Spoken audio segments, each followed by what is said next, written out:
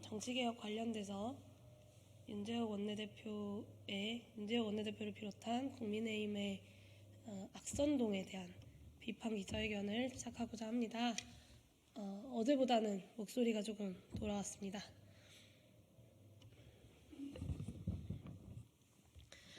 국민의힘은 괴벨스의 후예들인가? 존경하는 국민 여러분, 기본소득당 상임대표 국회의원 용혜인입니다.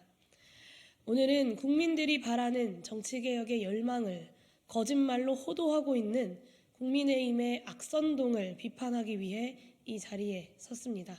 기자회견 시작하겠습니다. 국민 속이기 망언은 국민의힘의 전통입니까? 국민의힘 한동훈 비대위원장은 국회의원 의석수를 50석 줄이자는 게 모두 다 아는 국민의 요구라고 말합니다. 틀렸습니다. 국민이 직접 수일간 수기한 정치개혁 공론조사 결과는 지역구 의원을 축소하고 비례대표 의원을 늘리자는 결론이었습니다. 국민의힘과 극우 보수 언론의 꾸준한 반정치적 선동에도 불구하고 의원수 전체를 증원하자는 의견도 3배 가까이 늘어서 의원수를 축소하자는 의견이 절반 이하, 전체의 3분의 1 수준으로 떨어졌습니다. 인구는 계속 늘고 있는데 국민을 대표하는 의원수를 더 줄이자는 악선동은 남아있는 의원들의 기득권을 유지하고 강화하려는 셈법일 뿐입니다. 국민의힘 윤재욱 원내대표는 준연동형 비례대표제가 도입된 21대 총선이 실패한 정치 실험이라고 말합니다. 틀렸습니다. 지난 총선에서 실패한 건 국민의힘일 뿐입니다. 국민의 표를 사표로 만들고 국민이 준 표보다 더 많은 의석을 가져가는 잘못된 선거제도 없이는 기득권을 유지하지 못하는 정당, 위성정당 만들기에 앞장서고도 국민들께 외면받은 정당이 바로 국민의힘이었습니다. 국민의힘은 망각이 특기인가 봅니다. 국민의힘은 연동형 비례대표제는 복잡하고 자기들끼리 의석을 나눠 먹는 제도라고 말합니다. 그러니까 병립형으로 퇴행하자고 주장합니다. 이 또한 사실과 전혀 다른 선동일 뿐입니다. 연동형 비례대표제를 이해하지 못하시니 제가 다시 한번 설명드리겠습니다. 정당이 득표한 만큼 의석을 할당한다. 30% 받은 정당은 30%만큼, 5% 받은 정당은 5%만큼, 각 정당은 전체적으로 할당받은 의석에서 지역구 당선자 수를 제하고 나머지를 비례대표 의석으로 할당한다. 결과적으로 각 정당의 득표율과 의석이 최대한 일치하도록 한다. 국민이 지지한 만큼 정당이 의석을 가지는 제도가 갑자기 뜬금없이 뭐가 복잡하다는 말씀이십니까? 선거제도가 바뀐 지 4년이 지난 지금까지도 이 간단한 논리를 이해하는 것이 어렵다면 지금이라도 국정 운영의 권한을 내려놓으시기를 진심으로 요청드립니다. 국민의힘에게 다시 기억을 되살려 드리겠습니다. 4년 전 20대 국회는 거대한 사표로 인해 민심이 제대로 반영되지 못하는 현실을 바꾸기 위해서, 즉 평등선거 핵심 원칙인 표의 등가성이 보장되지 못하는 상황을 개선하기 위해서 학계와 시민사회, 제 정당의 합의로 연동형 비례대표제로의 개혁을 추진했습니다. 최종적으로는 비례대표 의석을 늘리지도 못하고 연동형 비례대표제를 완전히 도입하지도 못해서 한계가 있었지만 분명한 개혁이었고 전진이었습니다. 그런데 4년 전 선거제도를 연동형으로 개혁하면 위성정당을 만들어서 선거제도를 망가뜨리겠다고 선언했던 이들이 누구입니까? 지금까지도 연동형 선거제도가 유지된다면 위성정당을 만들어서 선거제도를 또다시 망가뜨리겠다고 공언하는 이들이 과연 누구입니까?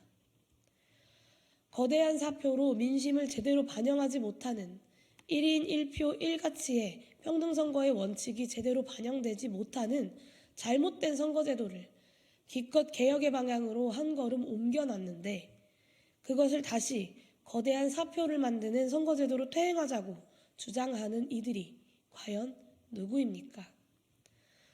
비례대표 국회의원은 아예 없애자, 의석수도 아예 없애자고 반정치적 포퓰리즘으로 정치개혁을 향한 수기를 희화화시키는 사람들이 과연 누구입니까? 최소한의 합리성과 객관성을 잃어버린 극우 보수 언론들과 손잡고 똑같은 거짓말들을 100번, 1000번, 10,000번 반복하면서 국민들을 호도하려고 하는 이들이 누구입니까? 모두 탄핵당했던 박근혜 정권을 끝까지 수호하겠다고 버텼던 자유한국당과 그 후예들인 국민의힘뿐입니다.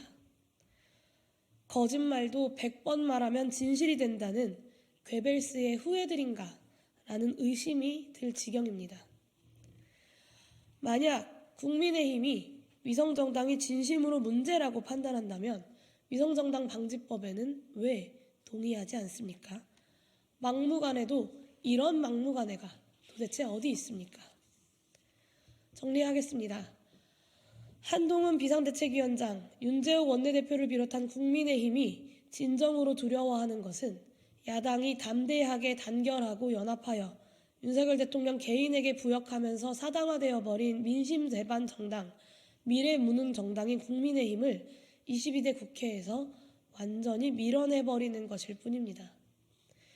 이번 총선에서도 똑같이 패망할 것이 두려워 야권의 담대한 연합을 굳이 방해해야 하는 가련한 몸부림에 불과합니다. 이제 와서 연동형 비례대표제가 복잡하니 병립형 비례대표제로 돌아가서 국민이 준 표보다 더 많은 의석을 갖겠다는 국민의힘의 주장이야말로 촛불로 심판받은 적폐 세력이 스스로를 복권하고자 촛불개혁의 제1번인 정치개혁부터 무력화하려는 협잡의 언어, 욕심의 언어에 불과합니다. 민주진보 진영의 책임있는 제 정당에게도 다시 한번 호소합니다.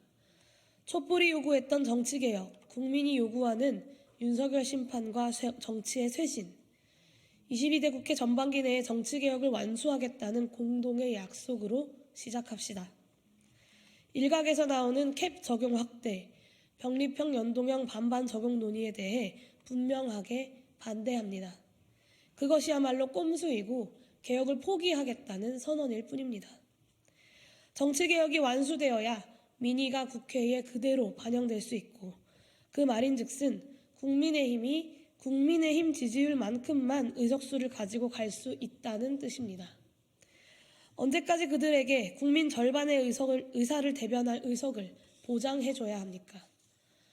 아마 민주진보 진영의 야당들은 윤석열 정권의 반헌법적 거부권 남발에 저항해 이미 민주진보 진영의 야당들은 윤석열 정권의 반헌법적 거부권 남발에 저항해 양곡관리법, 간호법, 노란봉투법, 방송법, 쌍특검법을 단호하게 통과시켰습니다.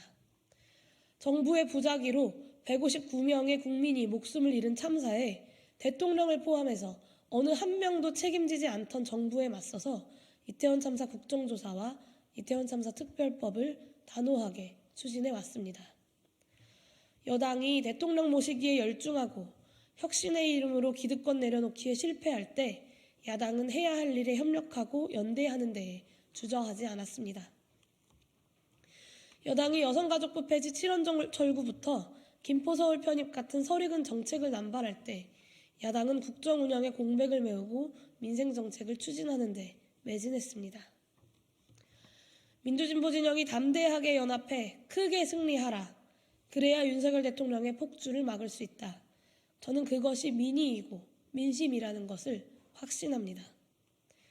정치개혁을 어떻게든 막아내서 국민의힘의 기득권을 유지하려는 그리고 윤석열 정권의 심판을 어떻게든 막아보려는 정부 여당과 극우 보수 언론 그리고 한동훈 비대위원장과 윤재욱 원내대표의 악선동에 주저하지 말고 하루빨리 담대한 승리를 위해 결단합시다.